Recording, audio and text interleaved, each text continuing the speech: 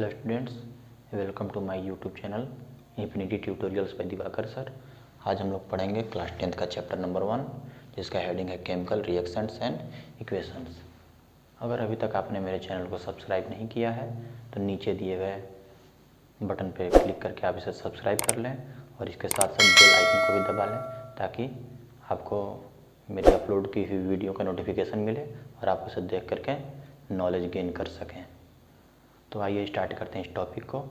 तो सबसे पहले हम लोग समझते हैं कि केमिकल रिएक्शंस क्या होते हैं और इक्वेशंस क्या होते हैं, लेकिन उससे पहले हम लोग समझते हैं चेंजेस के बारे में। तो प्रीवियस क्लासेस में आपने ये पढ़ा होगा कि चेंजेस दो टाइप के होते हैं। फर्स्ट होता है फिजिकल चेंजेस और दूसरा होता है केमिकल चेंजेस। फिजिकल चेंजेस क्या होते हैं? तो वैसे चेंजेस जो कि किसी भी ऑब्जेक्ट के साइज, शेप या कलर या state of matter means solid, liquid या गैस, अगर उसमें कोई चेंज होता है तो उसको हम लोग बोलते हैं physical changes. Means the changes in which the size, shape, colour and state of the material is changed, then that change is to be called as physical changes. Next बात करते हैं केमिकल चेंजेस की। तो chemical changes कब होंगे? तो chemical changes occur after chemical reaction. तो chemical changes कब होते हैं? जब कोई भी केमिकल रिएक्शन होगा उसके बाद। तो केमिकल रिएक्शन आखिर होता क्या है? तो केमिकल रिएक्शन में या तो किसी भी मटेरियल के स्टेट में चेंज हो जाएगा, या फिर उसका कलर में चेंज हो जाएगा, या फिर उसमें से कोई एक नया गैस बाहर निकलेगा, या फिर उसका टेम्परेचर में चेंज हो जाएगा। Means chemical changes occur after chemical reaction which may contain change in state, change in color, evolution of a gas और change in temperature। अब बात करते हैं केमिकल इक्वेशन की। तो what is a chemical equation? तो chemical equation is the shortest form to explain a chemical reaction.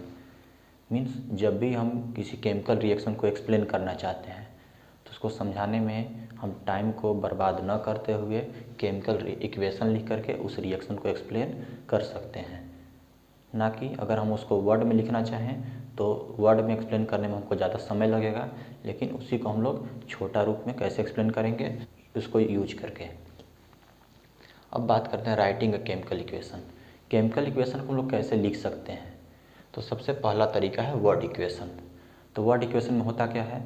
तो हम लोग रिएक्टेंट्स मतलब जिस चीज़ को मिलाने से, मतलब कि जो अलग अलग चीज़ों को मिलाने हम लोग जा रहे हैं उसको हम लोग नाम देते हैं रिएक्टेंट्स। जैसे कि यहाँ मैग्नीशियम और ऑक्सीजन, जब मैग्नीशियम ऑक्सीजन के साथ रिएक्शन करेगा तो ये दोनों रिएक्शन से पहले की चीज़ें हैं, तो इसको हम लोग बोलेंगे रिएक्टेंट्स। और बीच में एक देते हैं एरो, और उस एरो के बाद बना क्या? तो मैग्नीशियम ऑक्साइड, जो कि हमारा प्रोडक्ट था। तो यहाँ पे रिएक्टेंट्स को हम लोग बीच में प्लस से डिनोट करते हैं। मीन्स मैग्नीशियम प्लस ऑक्सीजन, ये दोनों चीज़ रिएक्शन किए और इसके बाद एरो क्या शो करेगा? तो एरो दिखाएगा रिएक्शन होने का सिंबल है, मीन्स रिएक्शन हुआ। और इसके बाद क्या बनेगा?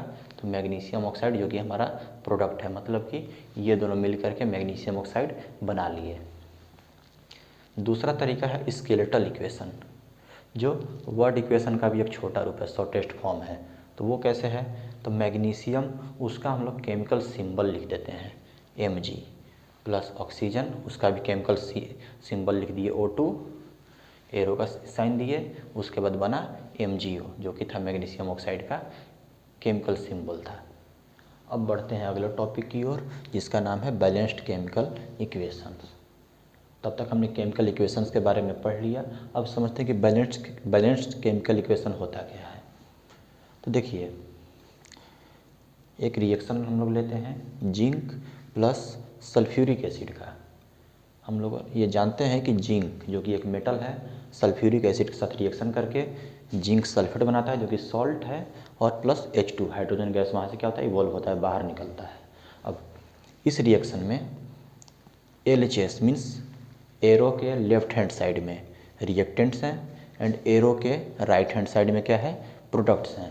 मतलब ये रिएक्शन से पहले और वो रिएक्शन के बाद। जिंक रिएक्शन के पहले कितना था 1, रिएक्शन के बाद मतलब प्रोडक्ट में कितना है 1। H फॉर हाइड्रोजन, रिएक्टेंट्स में कितना है तो यहाँ पे H2 है, मतलब ये हाइड्रोजन कितना है 2।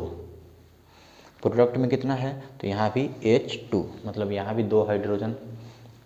S फॉर सल्फर, S सिर्फ 1 है तो यहाँ पे लिख दिए 1। प्रोडक्ट में भी sulphur is only 1, so we can write here 1। Now oxygen, reactants में ऑक्सीजन है 4, यहाँ लिख दिए 4। प्रोडक्ट में भी ऑक्सीजन है 4 तो यहाँ लिख दिए 4। अब हम लोग दोनों को चेक करेंगे। तो the number of atoms in reactants is equal to the number of atoms in product. जितने एटम्स रिएक्टेंट्स में हैं उतने ही एटम प्रोडक्ट्स में हैं। आप यहाँ चेक कर सकते हैं 1 2 1 4 1 2 1 4, मीन्स ये जितने एटम रिएक्टेंट्स में पार्टिसिपेट किए उतने ही प्रोडक्ट में थे, मतलब ये ऑलरेडी एक बैलेंस्ड केमिकल इक्वेशन है। अब बात करते हैं इस अगले रिएक्शन की, Fe plus H2O that is Fe3O4 plus H2। यहाँ पे देखते हैं reactants means LHS left hand side में। Fe आयरन कितना है 1, प्रोडक्ट में कितना है 3। H फॉर हाइड्रोजन कितना है यहाँ 2 हाइड्रोजन हैं, प्रोडक्ट में कितने हाइड्रोजन हैं 2। ऑक्सीजन यहाँ पे रिएक्टेंट में 1 है लेकिन प्रोडक्ट में कितना हो गया है 4। अब देखिए यहाँ आयरन यहाँ पे 1 था, हाइड्रोजन 2 था, ऑक्सीजन 1 था, लेकिन प्रोडक्ट में ये 1 से 3 हो गया, ये 2 का 2 बराबर है, लेकिन ये 1 से 4 हो गया, मतलब कि ये बैलेंस्ड नहीं है, क्योंकि रिएक्शन से पहले जो रिएक्टेंट्स में जितने एटम्स थे प्रोडक्ट में उससे कहीं ज़्यादा एटम्स हैं, तो ये हम लोग कहेंगे कि ये बैलेंस्ड नहीं है, मीन्स ये अभी अनबैलेंस्ड है। तो हम लोग इसको बैलेंस करेंगे, तो कैसे करेंगे, तो हम लोग उसको देखते हैं कि इस अनबैलेंस्ड रिएक्शन को हम लोग बैलेंस कैसे कर सकते हैं। तो सबसे पहले जो भी इक्वेशन दिया हुआ है उसमें जितने भी कंपाउंड्स या एलिमेंट्स या मॉलिक्यूल जितने भी दिए हुए हैं हम लोग पहले उसको बॉक्स में बंद कर लेंगे।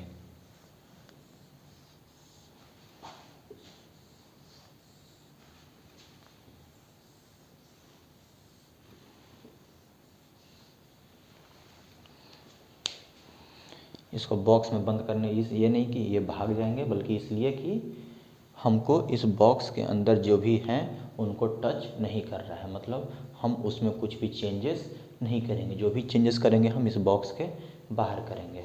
आप अगर चाहें तो इस बॉक्स को नहीं भी बना सकते हैं। अब सबसे पहले हम लोग किसको बैलेंस करेंगे, तो हम लोग वो एटम को देखेंगे रिएक्टेंट्स में या फिर प्रोडक्ट में, किसी में भी जिसका नंबर सबसे ज़्यादा है। तो यहाँ पे देखिए ध्यान से, तो सबसे ज़्यादा कौन दिखेगा, ऑक्सीजन, जो कितना है 4। अब प्रोडक्ट में 4 ऑक्सीजन है तो इधर भी 4 ऑक्सीजन होने चाहिए, लेकिन यहाँ पे है 1, तो हम लोग इसको 4 से मल्टीप्लाई कर देंगे, तो ये हो गया 4 ऑक्सीजन इधर, 4 ऑक्सीजन इधर। अब दूसरा 4H2, मतलब हाइड्रोजन यहाँ पे 2 था और 2 हाइड्रोजन का 4 बंडल, मतलब 4 2 जा 8 हाइड्रोजन। रिएक्टेंट्स में हो गए 8 हाइड्रोजन, लेकिन प्रोडक्ट में भी 2 हाइड्रोजन है। तो अब हम लोग क्या करेंगे, यहाँ भी 4 लिख देंगे, 4 2 जा 8 हाइड्रोजन, 4 2 जा 8 हाइड्रोजन। अब अगला स्टेप किसका है, तो हमने हाइड्रोजन को बैलेंस कर लिया, ऑक्सीजन को बैलेंस कर लिया। अब किसकी बारी है, तो बच गया आयरन। यहाँ पे देखिए Fe3 है, मीन्स इधर प्रोडक्ट में आयरन के 3 एटम्स हैं, तो रिएक्टेंट्स में भी 3 एटम होने चाहिए।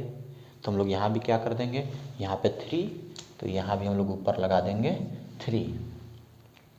अब हम लोग चेक करेंगे LHS और इधर RHS, देखते हैं Fe 3, यहाँ भी Fe कितना 3। अगला है हाइड्रोजन 4 × 2 8, 4 × 2 8। अगला आइटम है ऑक्सीजन। ऑक्सीजन कितना है, तो ये हो गए 4, क्योंकि H2O लिए 4 बार, मतलब कि उसमें जो ऑक्सीजन होगा वो भी कितने होंगे, तो 4 एटम्स होंगे, तो 4 ऑक्सीजन। तो ऑक्सीजन यहाँ हो गया 4, और RHS में यहाँ भी ऑक्सीजन है 4। अब देखिए 3 RHS में भी 3, 8 RHS में भी 8, और 4 RHS में भी 4। तो ये जो हमारा मिला वो हमको मिल गया बैलेंस्ड इक्वेशन। अब अगर आप चाहें तो इसके ऊपर जो बॉक्स दिया हुआ है उसको आप मिटा सकते हैं, या फिर उसको अलग से लिख सकते हैं। तो हम लोग मैं यहाँ पे अलग से लिख देता हूँ। तो 3Fe + 4H2O and the product will be Fe3O4 + 4H2। तो ये है जो हमारा मिला बड़े बॉक्स में, ये मिल गया हमको बैलेंस्ड केमिकल इक्वेशन। मतलब कि रिएक्शन के पहले और रिएक्शन के बाद एटम्स के जितने भी नंबर थे वो सेम रहेंगे, चेंज नहीं होंगे। अब यहाँ पे एक इम्पोर्टेंट क्वेश्चन है, बैलेंस द गिवन इक्वेशंस। ये सारे इक्वेशंस दिए हुए हैं जिनको बैलेंस करना है। तो सबसे पहले हम लोग एक एक करके इसको समझते हैं। रिएक्टेंट्स में H2 + Cl2 और प्रोडक्ट में मिला HCl। Hydrogen gas, chlorine gas, ये दोनों मिल करके बनाएंगे हाइड्रोजन क्लोराइड, या जिसको हम लोग बोलते हैं हाइड्रोक्लोरिक एसिड। अब रिएक्टेंट्स में हाइड्रोजन कितना है 2, प्रोडक्ट में हाइड्रोजन कितना है 1, तो हम लोग यहाँ पे लगा दिए 2। तो हाइड्रोजन हमारा बैलेंस हो गया। अब बात करते हैं क्लोरीन की, तो क्लोरीन यहाँ पे है 2, यहाँ भी क्लोरीन मिल गया 2, तो ये इक्वेशन हमारा हो गया बैलेंस्ड। अब बात करते हैं सेकंड इक्वेशन की, बेरियम क्लोराइड + एल्युमिनियम सल्फेट, और रिएक्शन के बाद क्या देगा, बेरियम सल्फेट + एल्युमिनियम क्लोराइड। तो अब हम लोग इसको बैलेंस करके देखते हैं। तो यहाँ देखिए सबसे ज़्यादा नंबर हमको यहाँ दिखाई दे रहा है, मीन्स SO4 3 बार है, मतलब जो सल्फेट आयन है वो 3 बार रिपीट हो रहा है। तो ऑक्सीजन 4 ऑक्सीजन कितना बार होगा 3 बार, तो 4 3 = 12, ऑक्सीजन हो गया 12। इधर बात करते हैं तो यहाँ ऑक्सीजन है 4, तो इसके आगे हम लगा दिए 3, तो ऑक्सीजन इधर थे 12, यहाँ भी हो गया 4 3 = 12 ऑक्सीजन।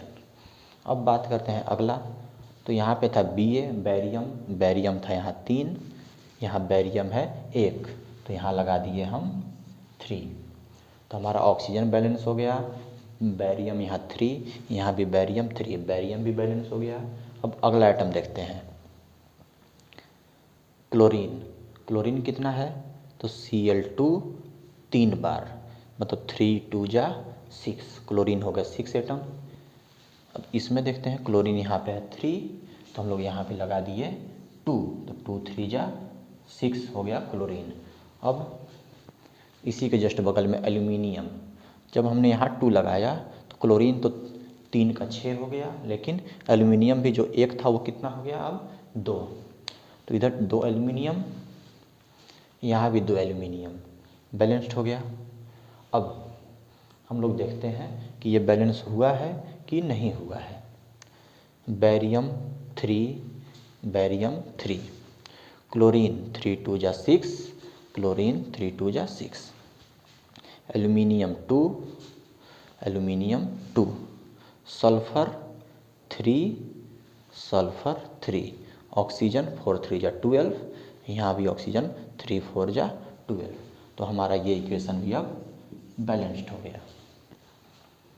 तीसरा इक्वेशन देखते हैं, ये भी बहुत सिंपल इक्वेशन है। कैसे, सोडियम + वाटर, रिएक्शन के बाद क्या देगा, तो सोडियम हाइड्रोक्साइड + हाइड्रोजन गैस।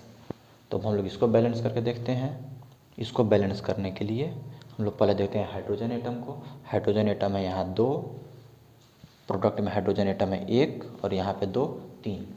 तो सबसे पहले हम लोग यहाँ पे लगा देते हैं इसको 2। तो 2 2 जा 4 हाइड्रोजन, यहाँ पे हाइड्रोजन हो गया 2 और यहाँ पे एक 3, तो हम लोग यहाँ भी लगा दिए 2। अब गिनते हैं, हाइड्रोजन 2 2 जा 4, हाइड्रोजन यहाँ पे हो गया 2 और यहाँ पे हाइड्रोजन 2 4। हाइड्रोजन हमारा बैलेंस हो गया। अब जब हमने यहाँ 2 लगा दिया तो सोडियम भी कितना हो गया, अब 2 हो गया। तो सोडियम को बैलेंस करने के लिए हम लोग क्या करेंगे, तो यहाँ भी 2 लगा दिए, तो 2Na, सोडियम 2 हो गया, यहाँ भी सोडियम 2 हो गया। हाइड्रोजन 2 2 जा 4, यहाँ भी हाइड्रोजन 2 और 2 4। अब देखिए इधर रिएक्टेंट्स में ऑक्सीजन कितना 2, यहाँ भी ऑक्सीजन 2, तो हमारा ये इक्वेशन भी हो गया है अब बैलेंस्ड इक्वेशन। मैं इस चैप्टर के बचे हुए हिस्से को अगले वीडियो में एक्सप्लेन करूँगा, ठीक है। अगर आपने अभी तक मेरे चैनल को सब्सक्राइब नहीं किया है तो आप इसे जल्दी से सब्सक्राइब कर लें और इसे अपने फ्रेंड्स, रिलेटिव्स या फैमिली मेम्बर्स के साथ शेयर कर सकते हैं, ताकि वो भी इस वीडियो को देख करके और इन चीज़ों को आसानी से समझ सकें।